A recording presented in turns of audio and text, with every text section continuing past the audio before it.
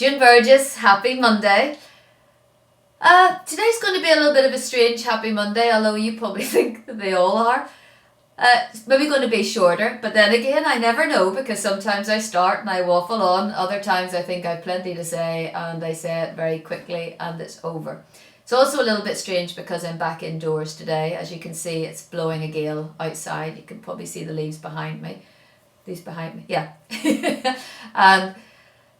And so what also I want to share with you today isn't actually really a theme so much as another one of my strange musings, and it's kind of a little bit against myself as well, in fact a lot against myself. Something that I recognised that I hadn't noticed before, and I'm a little bit embarrassed about it, but it might be something that helps you in the long term, so therefore I think it's important to share it.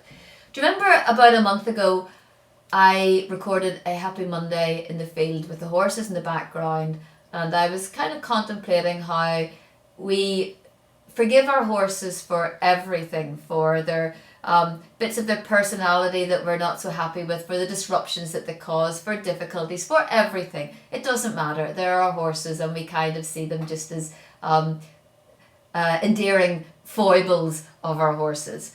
And same goes for our pets, for our dogs and cats. And yet we are so hypercritical of people, and in particular ourselves, but we're so judgmental of others and ourselves, yet we don't apply that same critical judgment to our horses.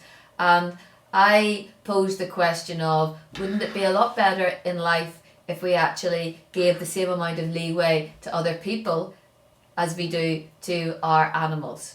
So we're kind of building on that a little bit. So just park that for a minute and I'll tell you then where today's thought is coming from. Last week was a crazy week for me. I ended up ill in the middle of it. So despite the fact it was already crazy, I had 3 days to catch up on. I was feeling very stressed. I'd missed a couple of deadlines. I hate doing that. That stressed me out even more. And I know that I was getting really short-tempered with my husband. And my husband isn't terribly well at the minute, so I am then feeling guilty on top of everything else. So last week was a bit of a train crash, and this week it carried on over the weekend. Monday I was in London at a very early start. I was up at 3:30 to get a flight, and then I was back late. I was up the next morning at 4:30 to travel along with my husband for a different appointment. Both of them were involved plane flights, so my head was spinning. And as I say, I noticed that I've been getting quite short-tempered. And while we were on the flight, before we left for the flight, there was chaos in the house.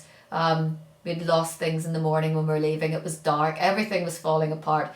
Get to the airport, more stressed than ever. And while we were on the plane about to take off, my husband asked me to explain something to him that I have explained several times before.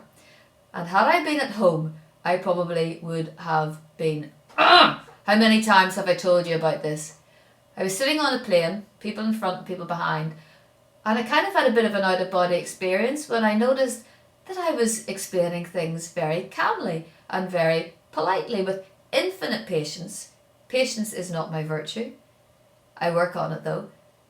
Infinite patience. And I thought, gosh, after all the craziness this morning, I'm in a really lovely, grounded place. And then I had a bit of a slap up the face, because I realised that it had nothing to do with me consciously getting grounded and relaxed and being patient. It had everything to do with the fact that I knew there were people in front who could hear what I was saying, and there were people behind me on the plane who could hear what I was saying. So I tempered my whole conversation, not intentionally. I didn't set out knowing that. I did it kind of subconsciously, but I recognised that I'd done it. And I thought, God, that is pretty bad.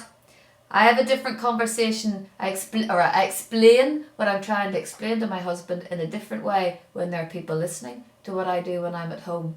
And beyond that, I've thought, how often do we do that? How often do we take out our frustrations on the people who mean the most to us? How often the people who deserve our greatest patience and love and politeness, how often do we actually dish our dirt onto them instead? And how often do we take our frustrations out on them and then put on a happier face to the rest and a more polite face to the rest of the world. So I got a bit of an awakening moment when I suddenly realised that, yeah, I'm going to, similar to giving the same leeway to people as we do to our animals, I'm going to try to make sure that when I'm feeling impatient, I remember being on the plane and how embarrassed I felt when I realised that I was tempering the conversation for the benefit of others and not for the person who means the most to me in the world.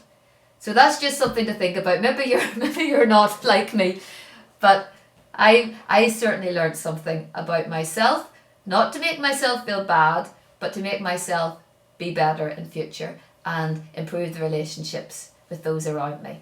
So you can let me know what you think about that, if you've ever noticed yourself doing something more for others than the people that you should be looking after. And let me know what you think. Okay, happy Monday. Bye.